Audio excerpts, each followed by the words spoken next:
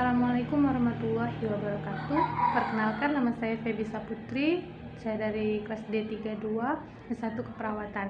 Baik, di sini saya akan melakukan pengkajian primer pada kegawat daruratan, di mana saya akan menjelaskan bertahap dari pengkajian primer tersebut. Baik, selamat menyaksikan.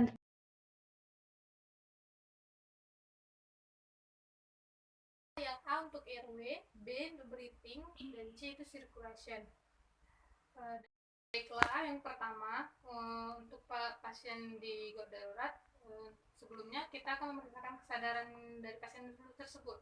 Sekarang kita panggil Pak, jika dia bisa menjawab namanya dengan baik. Jika pasien tersebut bisa mengatakan namanya dengan benar, berarti masih bagus. Jika dia sudah tidak bisa lagi atau meracau, itu berarti dia sudah kesadaran sudah sangat menurun. Baik, selanjutnya itu airway. Bagaimana airway itu berarti jalan napasnya. Baik, di sini kita akan memperhatikan airway-nya, itu jalan napasnya. Pada kegawat darurat itu yang pertama kali harus dilakukan, yaitu membersihkan dari jalan napasnya. Nah, di airway ini masalahnya bisa saja apakah ada darah di dalamnya, ataukah ada benda asing atau lidah jatuh ke belakang, atau ada suara-suara yang selain suara normal dari nafas tersebut. Nah, bagaimana cara kita untuk memeriksanya? Nah, kita bisa dengan melihat, mendengar, dan merasakannya. Yang pertama kita lakukan yaitu kita bisa membuka mulutnya dan kita lihat apakah ada benda asing atau ada darah atau yang lainnya yang menyumbat saluran pernapasan pada pasien tersebut. Nah, jika itu ada, maka yang kita lakukan untuk pasien yang tidak sadar, untuk airway, untuk membebaskan airway-nya, yang pertama, jika pasien tersebut tidak mengalami, ada dua, itu kita perhatikan jika dia mengalami fraktur. Nah, di sini itu ada dua, itu yang kita perhatikan. Yang pertama kali itu ada apakah adanya fraktur servikal pada pasien atau tidak. Nah, jika di sini kita akan melakukan dua, misalnya ada benda asing atau adanya yang menyumbat jalan nafas dari pasien tersebut, maka kita bisa menggunakan beberapa. Yang pertama bisa kita lakukan yaitu dengan dua. Yang pertama head till chin lift, yang kedua itu bisa jaw thrust. Nah, kapan kita melakukan head till chin lift, itu kita perhatikan lagi jika dia tidak memiliki tidak memiliki fraktur servikal, maka itu bisa digunakan head till chin lift. Bagaimana caranya? Pertama, kita bisa sedikit menaikkan dan membuka seperti ini. Kita naikkan seperti ini. Oke. Nah, itu jika tidak ada fraktur servikal. Jika ada fraktur servikal, maka teknik head till chin lift itu tidak bisa dilakukan pada pasien. Yang bisa dilakukan yaitu jaw thrust. Bagaimana cara melakukan jaw thrust itu sendiri? Maka seperti ini. Dan ini membuka seperti ini. Nah, itu bisa membantu untuk yang terkena fraktur servikal pada pasien. Baik, tadi airway itu sudah kita lakukan. Jika airway-nya sudah terbebas dari adanya benda asing atau adanya perdarahan atau adanya suatu yang menghambat jalan nafas tersebut seperti gargling, snoring, wheezing. Nah, jika itu sudah dilakukan, sudah terbebas, sudah aman, kita lanjut ke breathing. Breathing itu adalah pola nafasnya, pergerakan antara dinding dada. Nah, apakah simetris atau tidak? Di sini sebelumnya yang kita ketahui bahwa jika dia terkena fraktur servikal, maka ada jejas di sekitaran dada dan di balik sekitaran balik kuping. Nah, selanjutnya di breathing itu ada 4 hal yang harus kita lakukan. Yang pertama ada inspeksi, palpasi, auskultasi, dan perkusi. Ini ya kita akan melakukan 4 hal, yaitu yang pertama itu inspeksi. Inspeksi berarti kita melihat bagaimana pasien tersebut.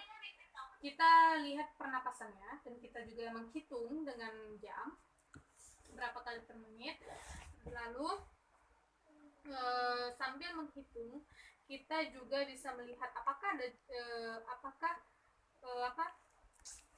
pergerakan antara dinding dada kiri dan kanan itu sama, dan apakah di sini ada jejak pada daerah tertentu pada pasien. Nah, selanjutnya kita melihat apakah ada perdarahan, atau kita juga melihat di bibirnya, di daun telinga, dan juga di kukunya. Apakah ada sinusitis juga atau apa sebagainya. Nah, selanjutnya jika sudah kita lihat, yang kedua itu ada palpasi. Nah, di sini palpasi yaitu kita apakah pasien merasa kesakitan saat kita tekan di bagian mulai dari sini dadanya, kita tekan sampai ke bawah, apakah pasien meringis kesakitan atau tidak. Jika pasien meringis kesakitan, berarti pasien diduga mengalami trauma atau fraktur pada rongga-rongga dadanya. Nah, ketiga itu ada auskultasi, yaitu kita mendengarkan bagaimana suaranya. Nah, di sini kita akan mendengarkan yaitu suara pernapasannya itu 1 kali inspirasi dan 1 kali ekspirasi. Baik, di sini kita akan mendengarkan baik, di sini kita akan membandingkan 1 ekspirasi dan 1 inspirasi dari Cesium intracosta.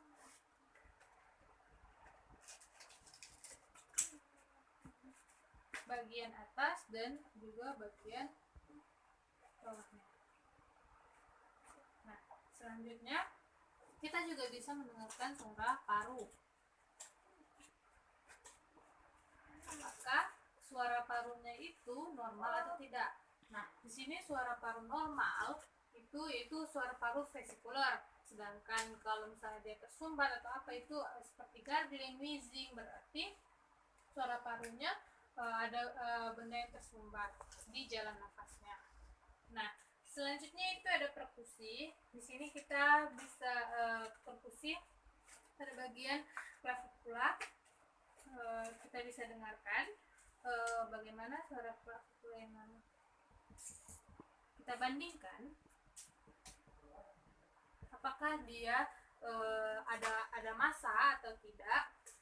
Nah, itu akan terlihat jelas pada suaranya. Setelah itu jika ada massa atau kelebihan darah itu bisa hipersonor atau malignant hipersonor dia ya, kelebihan. Baik, selanjutnya yaitu setelah melakukan breathing ada circulation namanya. Circulation atau C lambangnya. Di sini kita apa-apa saja yang akan dikaji di sini. Nah, di sini yang akan dikaji yang pertama kita akan mengukur nadinya seperti ini. Nah, jika sudah, maka kita akan mengukur tekanan darah dari si pasien tersebut. Nah, selanjutnya kita akan mengukur tekanan darah dari si pasien seperti ini. Nah, jika sudah,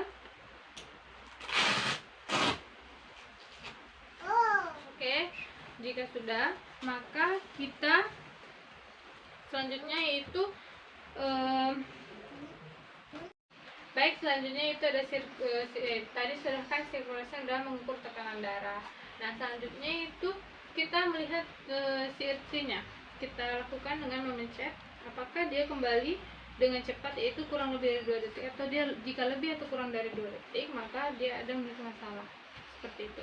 Nah, setelah CRT yang kita kita cek, maka kita akan mengkaji pasien apakah adanya perdarahan selain di mana apakah ada perdarahan di ekstremitas atas maupun di ekstremitas bawah, maka itu akan kita tangani.